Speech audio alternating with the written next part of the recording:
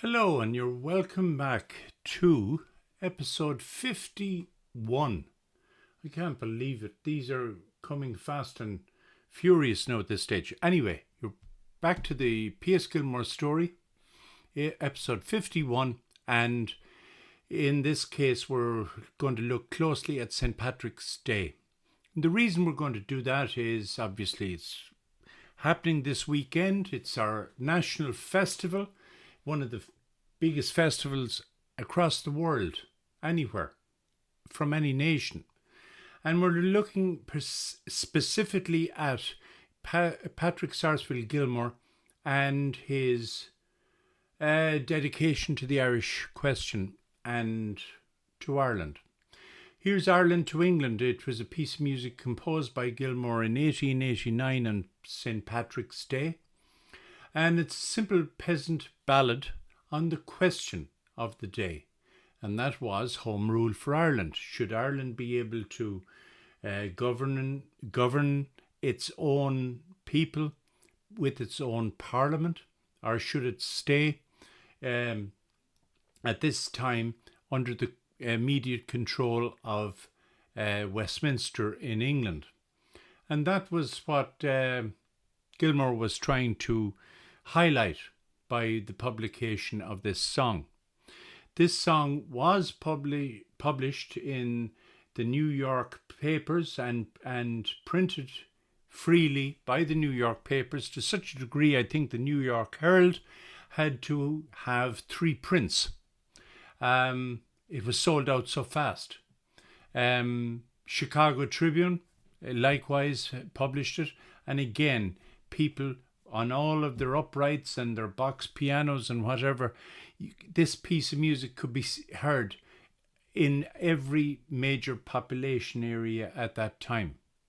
Here's P.S. Gilmore's announcement that he's going to write a composition entitled Ireland to England. Why was he doing this? Because he supported the Irish, he supported the Irish question, he supported the idea of self-determination for Ireland. And it was all part and parcel of his DNA at that time. Included in the actual publication was obviously the music as well as the details of the actual piece itself. And so this created a massive stir. This was the propaganda of the time. Bear in mind, there was no TVs, there was no radios, there was no internet, there was nothing like that. So how would you get the message out? You'd get the message out by singing it, by playing it, by reporters walked through Harlem and they heard Ireland to England been played from various houses along different streets. And so it got the message out that there was a movement trying to sue for self-governance. Gilmore supported the Irish question in so many ways, even earlier though. Here we have from 1872 the World Peace Jubilee, which Gilmore organised, which took place over 18 days. That documentary is up already a few weeks now, but please have a look at it. Irish Day. Irish Day was a big event where Gilmore went so far as bringing over a band from Dublin. The leader was a man called Thomas Clements, and they played in Boston. They were not the best band. However, the population of Boston and Massachusetts in general was such that they had no difficulty whatsoever in filling any seats that were available. The effect was, of course, you go to this concert and you got melodies of old Ireland and so on and so forth. And everyone participated in this concert, all the foreign bands as well.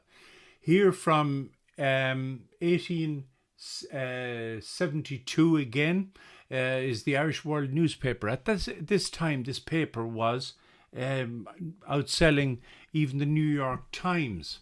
From 1892, another picture of Gilmore on the front page. This time it's obviously the man has passed away. And here is a tribute to him. Earlier in the 1880s, Gilmore had appeared in Kansas, and here's a melody, a concert of Irish tunes and songs, primarily by Irish composers like Michael Balfe, Charles Coote, and Thomas Moore, with various other airs from Ireland at that event itself. And here's a close-up of Patrick Sarsfield Gilmore from September the 23rd, 1892. It was almost a national day of mourning when Gilmore passed away. Earlier again, 1886, back to the Parnell Party and the Parliamentary Party Fund. Gilmore organised this and he had obviously control of Madison Square Gardens, and on February the 14th, 1886, 2 concerts, all the money went specifically to the Parliamentary Party Fund, and Gilmore's concerts netted $6,000. A wonderful success. But more importantly, Gilmore gave the okay to the Parliamentary Party Fund argument that this was going to fund Home Rule for Ireland. A year later, Michael Davitt, another wonderful leader from Ireland, came over to America, and in 1887, on January the 23rd, he appeared in New York. Gilmore was playing. He was not in control of the purse strings. So, even though the New York Times said there should be about 6,000 raised from this concert, sadly, someone else got some of the money. And in fact, all they had at the end of the concert was $500 was transferred out of the potential $6,000 to the Davitt organisation and, again, the Parliamentary Party Fund. Here's the appropriately coloured Irish Orpheus by Marwood Darlington, the very first biography produced by Marwood Darlington, a librarian. Wonderful publication. I'd recommend it to anyone.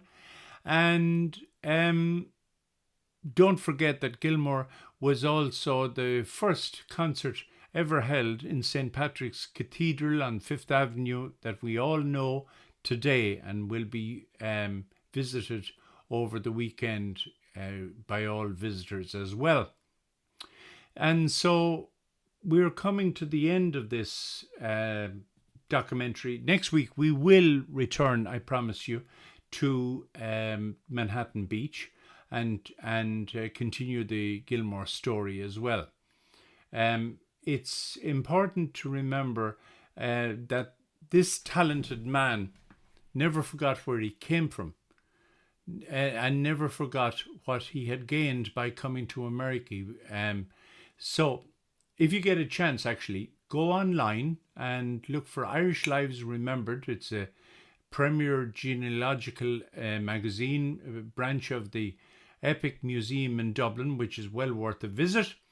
And last week, very lucky, an article that I wrote made front the cover of this magazine. So click subscribe and like, and I thank you so much for your attention. So happy St. Patrick's Day, and drink plenty beer and be safe. Bye now.